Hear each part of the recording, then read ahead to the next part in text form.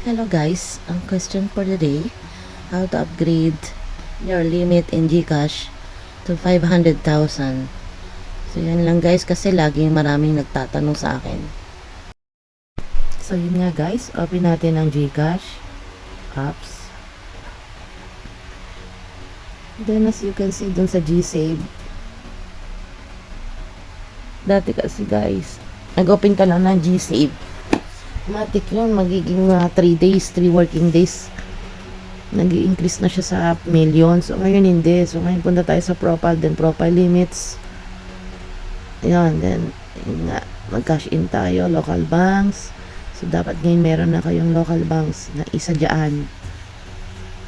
In my case, ang akin ay BPI at Union Bank, pero mas I prefer BPI. So enroll natin yan. Dati na yan kaya lang natatanggal. Kailangan nyo i-refresh.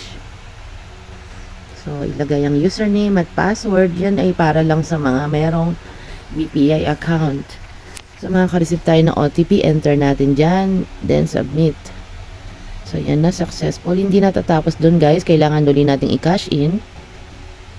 Then, click nyo yung BPI.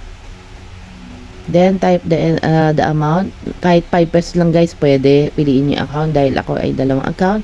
So, may convenience fee na 5 pesos. So, 10 pesos lahat. So, may OTP na naman. Enter lang natin doon. So, yun guys, nabawas sa akin ay 10 pesos. Okay, so, lagi lang natin tingnan sa GCash kung ma-upgrade na. So, all check lo na lang kasi 3 days yan eh. So, lagi nyo lang tingnan. Guys, madaming nalilito. Akala nila yung daily outgoing limit is yun yung incoming. So, hindi yun. Ang titingnan natin yung monthly incoming limit. So, nagre-reset yan every first of the month. So, halimbawa, May 31, 7 o'clock sa Jordan, 12 o'clock sa Pinas, nagre-reset na yan.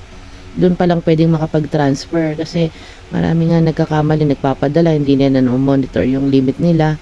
So, yun nga, napipending lang. Lalo na kung weekend. So, diba? So, yung BPI, yan ang aking account. So, pwede rin naman Union Bank.